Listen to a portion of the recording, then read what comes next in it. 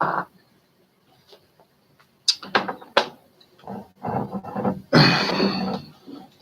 and welcome to this afternoon taste challenge. We've got 75 South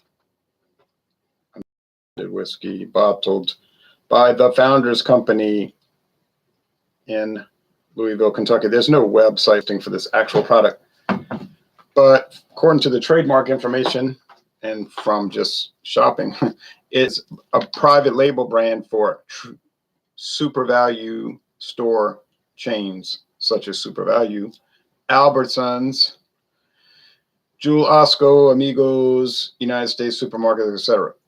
I have seen it at other liquor stores that are not associated with Super Value, however. Savannah Discount has it for sure. Now, I put a link to Albertsons so you can see the nice new label. This is a nice label here, but there's a fancier new label without this essay down here about how they compound the whiskey and all, or how their compounding expertise makes it so good. It's got the typical Sazerac bottle. I know it says the Founders Company, but it's Sazerac. Who does it? It's got that lip at the bottom.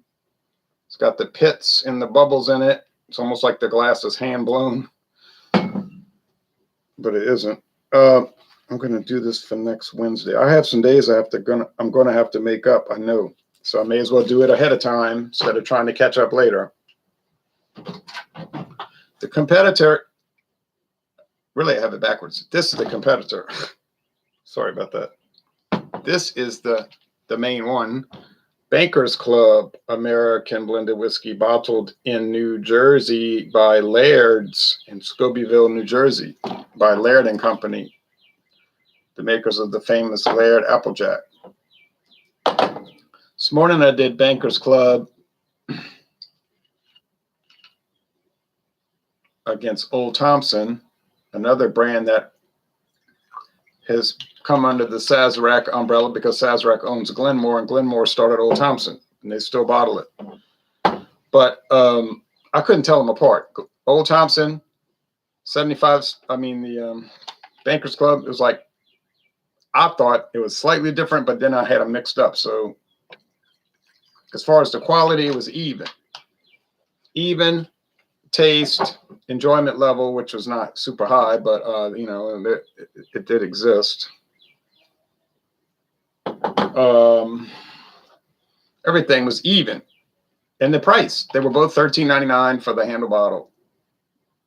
Guess what? 75 South is listing at Albertsons in Hammond, Louisiana. Exactly, $13.99 for the handle bottle, which translates to $7.99 for a liter, if you bought a liter. Man, I saw some straight whiskey today for that same price.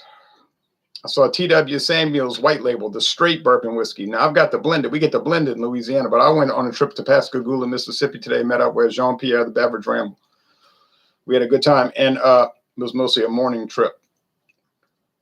I was tempted to buy that T.W. Samuel's, and then they had one called Old Thompson straight bourbon, and they had very old Barton 86 proof straight bourbon. Well, I had to get that one, because that's one I can't get. But I got to keep that in my head. I can get T.W. Samuel's straight bourbon. I can get Old Thompson straight bourbon. I can get, there's a million. You can get Kentucky Still or whatever it's called, Country Still or something. I don't know. I can't get everything, but they were all there. I said, look at all these Mississippi things, but they have a control board. Mississippi's a control state, so all the liquor stores have everything for the same price, or at least they buy it all for the same price, I should say. Their wholesale cost is the same across the board in the whole state. Louisiana is more of a freewheeling system, so you'll see outrageous differences. Well, I can see I poured a little bit too much of the layer, so I'm not going to keep pouring here, a little bit more here, until I get it even. Now I have the whole glasses filling. That is not something I'm trying to do. They're both golden amber, so the appearance is the same, basically, same shade. No age statement for 75 South. I don't know why they call it 75 South. There is an interstate 75 that runs north and south through Kentucky, but it doesn't run through Louisville. That's 65 south.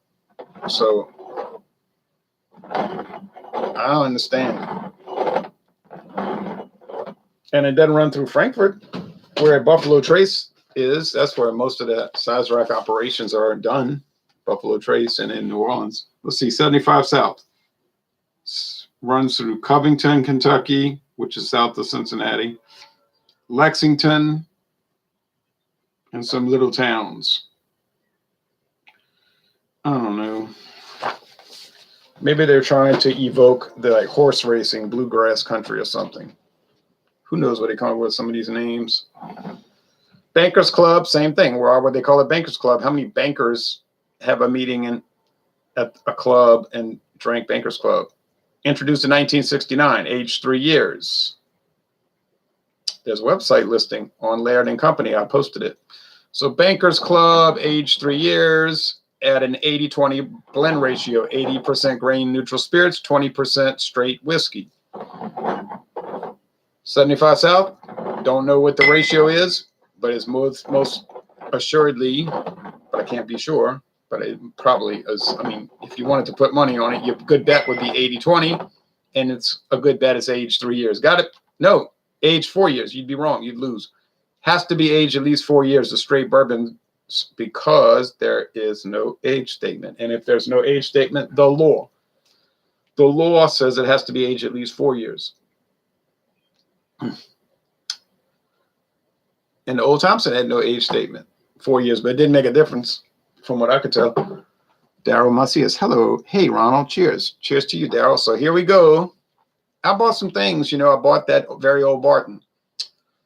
I was a little more concerned with that one because it was only $12.99, and I said I might never see it again.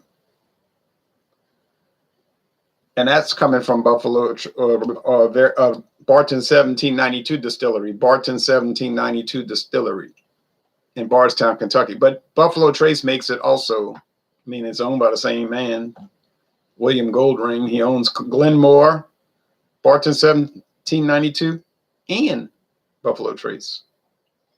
I should say he and his wife. It's a husband-wife team. They have joint ownership. They're a married couple in Louisiana. That's community property, but there's no chairman of the board. There is no board of directors. There's William Goldring and Mrs. What did they say at Buffalo Trace? Mr. and Mrs. William Goldring. So what's going to happen when they pass on? I think he's like 86 or 87. He's not exactly young. I guess his wife will get it, or if she dies, he'll have sole ownership. But when they're gone, how many children? Are they going to start fighting over it? Is there a will? You notice some of these companies fracture and split apart when it's a sole proprietorship after their owner dies. Look what happened to Seagram's. Gone. All right. You say, no, I bought Seagram's 7 the other day. I bought Seagram's Gin Distiller's Reserve just 2 days ago. Yeah, but that's not owned by Seagram's. That company does not exist. It's under alias ownership. Aroma. Of course, Laird, same thing, family ownership. And they show a big family. I don't know how they're going to work that out. I guess they have some plan of action. Schlitz didn't. When their head guy died in 1981, they just, I guess, started talking about, let's get out. Let's get out. And they sold out to Stroh's, who sold out to Pabst 17 years later. Let's get out. It's mild here. A little stronger nose here. And we went to Pascagoula, and we were mainly along US Highway 90. Ate a very fancy meal at Burger King. But we went to the Gulf Coast, took some nice videos of the Gulf Shore. I'm going to post those. They're very short, like 30 seconds if you're interested. Nice photos. Went to the United States National Wildlife Refuge called Grand Bay National Wildlife Refuge. And that was a big trail. It was a good trail way deep in the woods. Jean-Pierre said, man, this is way out here in the woods. And I said, would you go out here in the middle of the night? And I'll rephrase his comment. He said, oh, heck no. Well, he said something different, but I'll rephrase it. He was saying, I don't need to go to these kind of things more often. I said, yeah, they're out there. It didn't cost us any money. We did have to pay $2 to go in a lighthouse. All right. Which was built in 1853. And they had to rebuild it because it got knocked down by a hurricane.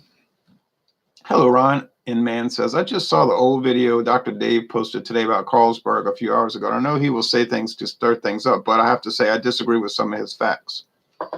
Yeah? Well, that's the old Carlsberg, the old 4.8. Remember, they got a new one they're selling now, Carlsberg Pilsner, which is 5. So what we get now is different. I don't know what he said. That was probably 10, like some of his videos are 7, 8, 10 years ago. He's been reposting them. So,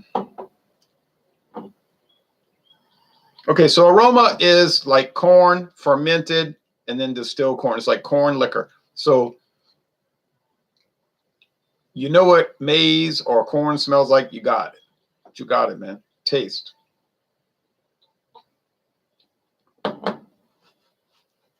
Pretty fascinating liquor stores in Mississippi, though. I mean, there's some nice ones in Pascagoula. Got some beer too at that combo beer / liquor store in different town, and it's called Double Shot. Double Shop. Double Shop. You know, like Double Shot. Because in Mississippi, you can't sell beer and liquor in the same store. Who ever heard of such a thing? We cannot allow this. So they have one building and it's split. And one of them is a beer store and the other is a liquor and wine store. Stupid, huh? We don't have those kind of rules in Louisiana as a whole. Now, there may be some rules in certain towns, like Baton Rouge is strict like that in some ways. But you can sell beer in a liquor store. You just can't sell big liquor in a beer store in Baton Rouge. Dumb, huh? Taste, well, they're both like corn liquor. How different was the 4.8 from the 5? I didn't notice really any big difference. I can go along with his opinion, but saying that it tasted the same as American adjunct lagers, I found a bit off. Yeah, well, he might feel that way, but it isn't an adjunct lager. It's not made with any corn or rice. It's all malt, water, barley malt, hops, and yeast. It's a Reinheitsgebot German purity law product, even though it's from Denmark. Different country.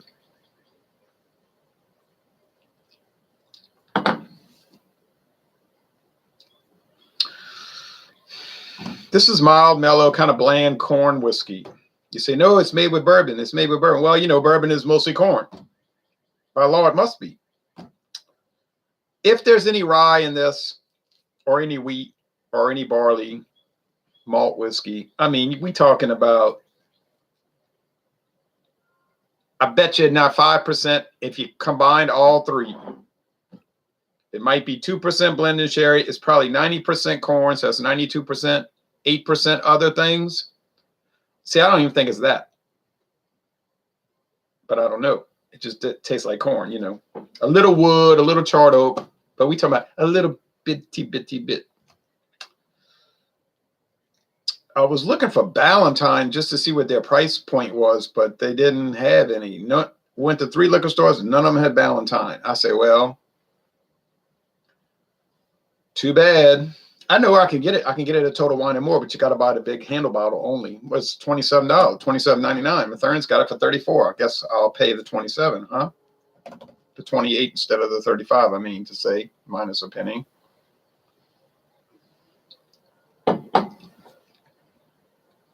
There are good prices out there, you know, in Mississippi. Not quite as low as the craziness we get here from time to time, but they were credible prices, credible. Not quite as low as Dornex. Do you agree he sometimes says things to stir people up? I think he probably does. I found that for years with him, but occasionally I think he is way off in stating opinion as fact. Well, we had a big thing going on for 2 years where we were enemies, you know, on the internet and all that. But that only lasted 2 years, and he was secretly talking to me anyway the whole time, most of the time. So A lot of that was like a sham. But just saying, in my opinion, goes a long way, right? In my opinion means it's what you think about it. It's not a fact. In my opinion, these are bland. Is that a fact? How could I prove that? It's an opinion. They're sort of bland. Then they do have flavor. Do they have exquisite flavor? No. Do they have elaborate flavor? I don't think so. Do they have bad, off-putting, and offensive flavor? Not in any way. Not in any way, in my opinion. Are they both American blended whiskey? That's a fact. Are they 80 proof? That's a fact. All right. Is Old Thompson Bankers Club aged 3 years? That's a fact. Says age at least 36 months. Is the 75 South age at least 4 years? That's a fact. It's age at least 4 years because there is no age statement. And that's a law. You could win money off of that. If you could prove that the company had defrauded you, you'd win. But they're not going to defraud you because they don't want to pay you money. You know, they don't have time for that. So it's going to be age at least 4 years. And when we say it's age at least 4 years, we mean the straight whiskey in there, which is invariably bourbon. Doesn't have to be. Could be corn liquor for all that matters. But it has to be aged at least 4 years, and it has to be straight whiskey. Bourbon, corn. Could be straight wheat whiskey. Didn't matter. It wouldn't matter. It would probably taste a lot different. And straight whiskey must be aged at least 2 years. So there's your minimums. Now, they had a lot of Beams 8-star out there. I said, oh, now the guy was acting funny like I was telling Jean. I said, there's the Beams that they don't list on the Jim Beam website. He seemed to not know what I was talking about. I said, Beams 8-star. But he ain't interested in liquor anyway. So he said, oh, okay. He wanted to buy a Fireball. I said, Fireball. Oh, no. But the liquor store man was looking at me funny like he was thinking, why are you trying to put down on my whiskey that I'm trying to sell? I wasn't trying to put down on it at all. I was just remarking that is one you do not see on their website. That is a fact. That's not an opinion. Why do you think they don't list it? Think about that for a minute. Why do you think Jim Beam doesn't list, or Beam Suntory, Jim Beam, why do you think they don't list Beam's 8-star on their website? You'd never know it existed by looking at that website. You think it's because they're proud of it? Because they want you to know about it? I think we know the answer to that. And that's only a 2-year age. Is it a bad, horrible product? No. You think that guy has handle bottles, liter bottles, 750s, 400, 200 milliliter, down to 50 milliliter bottles of Beams 8-star in 3 different places in that liquor store, prominently displayed because it doesn't sell? I bet you that is not the case. It's probably a big seller. Now, Mississippi is like Louisiana, a poor state. It's not a lot of, relative to the other 48 states, the income is low. Of course, the cost of living is low too. So the net cost of living or the net true income might be higher than most states. But because we drove by so many mansions in Pascagoula, beautiful houses, incredible. We talking about millions of dollars, hundreds and hundreds of thousands just to get started. Very high, well-heeled area. And that liquor store is not far from that very well-heeled area. But there it was, Beams 8-star in a Vesta rate. He ain't putting it out there if it ain't selling. I'm going to assure you that. Yes, I learned a few weeks ago, or saying in my opinion, or I feel, or this is good or bad to me on a comic book forum goes a long way. No one will attack you if you add those phrases. That's right. You, says Burley. Yeah, you got to be careful because people will say stuff like Vince Coletta was a horrible inker. Oh, yeah, he was a horrible inker. That's why he had a career for 40 years. He inked probably more comic book stories than anybody in the world because he was terrible. Oh, that makes sense. So DC Comics and Marvel Comics said, man, that guy's terrible. Let's hire him. Kind of a stupid thing to say, right? How about saying something like, in my opinion, he was a pretty terrible inker. Why did he have a job for 40 years? Because he worked fast and he never complained and he never caused trouble and he didn't demand a lot of money and he always got his stuff done on time and probably early. You say he was a hack. He just did the work for the money. That's right. You're damn right. And that's the kind of guys they like, the hacks. They don't have time for the artists. The artists are the troublemakers. It's like, where's your product? Oh, man, I'm an artist. I'm still thinking about how it's going to look. And the company knows you're wrong. You're lying. You just procrastinate. You don't do your job. You know, you missed your deadline again. You know, those artists, you know. Oh, well, man, you don't understand my inspiration. It's like, no, I understand you're late. You missed your deadline. Okay, so Inman, you're on the right track with that, you know. Right. Coletta gets bashed all of the time. You who, says Burley. You. Do I like Vince Coletta's inking? I don't really like it.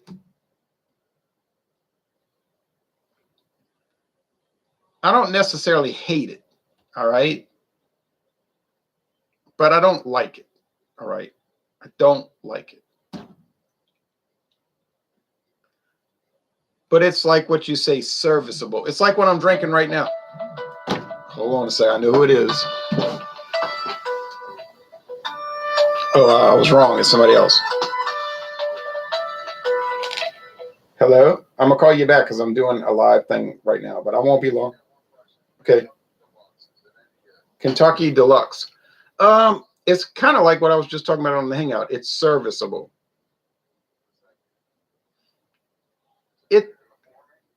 It's even with McCormick.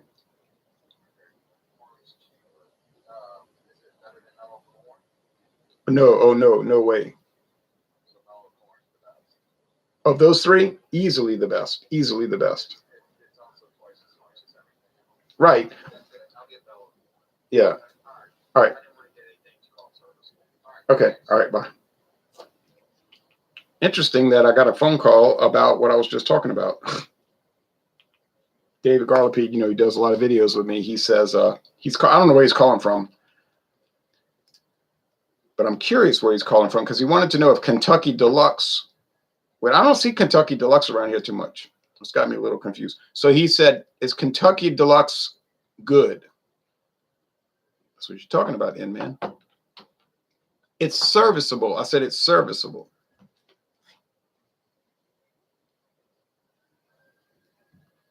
He said, "I don't know what that means." I said, "It means it will." You heard me just now. I was on the phone. It means it will work. I mean, it's okay. It's you know, it's not terrible. Then he asked about McCormick's. Is it better than McCormick's? I said no. Well, we can get McCormick. That's $5.99 a bottle, a liter sometimes, but usually it's $7.50. He said, "What about Mellow Corn? Is it better?" I said, No. Mellow Corn is easily better than those two, and not even close. It's it's not even close. So he said, "Okay, well, Mellow Corn's twice the price." I know. That's why it's twice the price, because it's twice as good, and it's 100 proof. He said, "Well, I'll just pay more and get the Mellow Corn." All right, so that was like a perfect little exercise that worked along with this hangout. If he would have gotten the Kentucky Deluxe, would it have been a catastrophe? No, it's like a kind of okay product from Heaven Hill. Been around since the 50s or 40s even. I think 1940 something. Mellow Corn. Well, that's a winner every time, tastes like cream corn. What about the McCormick? Yeah, I mean, it's serviceable. Been around forever, and like 150 years. It's kind of all right. Like these two, kind of all right. Avon calls and says, "Burley, yeah, I knew somebody was going to call. I almost cut the phone on mute, put the phone on mute. Yeah, we know what that's called, mute." But the moral of the story is, it's a lot what Inman's saying. Don't state opinions as facts. And I got into mainly most of the conflicts I got into with people over the years, which was based on that conceptuality of stating opinions as facts. And they got offended and they were like, I'm not talking to you anymore. I'm not going to do hangouts with you anymore. I was like, why? Are you a baby? Do you want me to buy you a towel so you can cry? I mean, this is a joke. I was trying to help them. They were saying, oh, this beer is horrible. And I'm trying to tell them, no, it's horrible in your opinion, you know, and let's look at your rating scale. And, you know, you don't have to get up that upset. I'm saying you said the beer was okay and you gave it a 55 out of 100. I remember that night, the guy, he got so angry, you know, it was like, you know, how dare I question? I was just trying to ask, like, why would you give a beer a 55 out of 100 and then say it's good? Or it's kind of okay. You know, 55 on Rate Beer and Beer Advocate is like, oh, you can't drink it. Basically, you can't drink it. You'll puke if you drink it. But he was like, he basically really never talked to me since then. And that was like 4 years ago. I was like, that's very juvenile because I was simply asking the question. I said, if I went to Church's Chicken, you know, I get those coupons sometime, eat the Church's fried chicken. And I came home and ate it, and it was 55% good and 45% bad. There's no way I would eat it. I would think it was spoiled or contaminated with salmonella or something. I would never eat it. You know, I would start to question things if it was 80. If it was an 80, I'd say, wait a minute, you know, I'm not going to say Church's is dynamite chicken. It's not really. It's, well, I might want to retract that because I've eaten a lot of gourmet fried chicken from supposedly good places that really wasn't that good. It was bland, dry, and if I didn't have dipping sauce, I don't know how you could stomach eating it. So Church is probably better than people give it credit for. But if I had something that was an 80 and 20% bad, I may not eat it, you know, because it's like marginally good. Oh, well, I've had a few experiences where it wasn't done right. It might have been a C, average. Anyway, you brought in a good topic. These two products here, are they bad? They're not in any way bad. They're not even close to bad, okay? So you get a lot of pompous people. I'll use the term pompous. They come on the internet and they're like, oh, I would never drink that. I only drink good whiskey, you know. I'm like, what do you mean good whiskey? Oh, yeah, you know, like I might, if I'm slumming it, they'll use terms like that. Well, if I'm slumming it, I'll get Johnny Walker Platinum. You know, it's like $90 a bottle. I'm like, oh, okay, I know what I'm dealing with here. I say, okay. But it's like a twisted outlook because I never said these were great or awesome or even like something you want to run out and get. They're marginally good. I mean, you know, let's cut to the chase. So, but they'll come across like it's filth, you know. It isn't, in my opinion. I agree with you, Ron. Although with comic book art, I always felt that if you cannot do better work, then it's okay. You can have preferences, but I appreciate all art, pencils, inks, coloring, etc. Yeah, in the 90s, the 1990s is when the comic book art really started to go downhill, like precipitously. And it would be, and you say, well, they weren't popular anymore. Well, that probably had something to do with it. You know, you pay all this sky-high money, like rip-off prices for comic books with horrible stories and terrible artwork. And I don't want to get into it. I'll start talking about Rob I didn't say his name. Todd McFarlane, I didn't say his name. But to go from Jack Kirby or Kurt Swan, you know, or Sal Buscema even, to that, I mean, it's like, I mean, George Tusker would make a fool out of all of those people. Dick Dillon. All right. I can name 1,000 really. All right, or at least 100. This is the other whiskey. This is the 75 South. Well, I'll tell you what. I couldn't tell them apart. There's no use even trying to say, oh, I thought this was that and I thought that was that. I couldn't tell them apart. It's a total tie for me. So were there differences? There were differences, I think, but they were extremely marginal. So you may as well say 2 in a row, it was a tie and then another tie, because I didn't find that the Old Thompson was better or worse than the Bankers Club. I don't find the 75 South is either better or worse. They're indistinguishable, and they're the same price. So the moral of the story is pay $13.99 for these 3. You got it. Bankers Club, 75 South, Old Thompson. It's like a three-peat. Are they bad? No. And I think you could, without a whole lot of effort, make arguments that they have some qualities that are approachable, that are credible, that are redeeming. They have redeeming qualities. Yes, I'll go along with that. Are they great whiskeys? By no means. Under no circumstances are they great. But on the other hand, I bet you their quality control is astronomically great. All right. Cheers, Ron. Baba Booey. Dr. Frosty Baba Booey. Baba Booey. These creators are very talented, as well as all the craftsmen behind the alcoholic beverages. These companies don't make all this money because they produce bad products. Right. Now, are these like hack products? They're just hacking it out. Well, yeah, of course. Are they artisan, handmade? Well, you know they're not. Good afternoon, Ron. Stay up. Long time no see. Abel Nolasco. Hey, Abel. Mama Monkey. Papa Booey. Mama Monkey.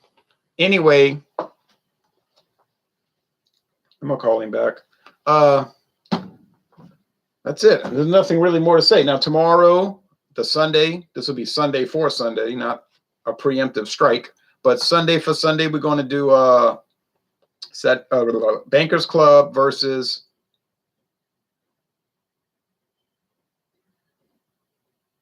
I can't remember. Oh, Grand Legacy. Yeah, Grand Legacy, right? Like Grand Torino. Grand Legacy, yeah, it's probably going to be easier than this, because Grand Legacy has some kind of exotic flavors. I don't want to say they're bad, but they're very strange. I guess CVS Pharmacy told Sazerac, they said, Buffalo Trace Sazerac, they said, look, we want to make a really cheap whiskey. The only parameters we want you to fit within is that it don't make people puke. Can you make a cut rate whiskey that does not make people vomit and want to bring it back? And Sazerac probably said, yeah, we could do that. How long you want it aged? Oh, we don't care. You want us to add caramel color or not? We don't care about that. You want us to add natural flavorings or not? We really don't care. We just told you that people don't puke and try to bring it back. Return it. You got it, Sazerac said. You got it.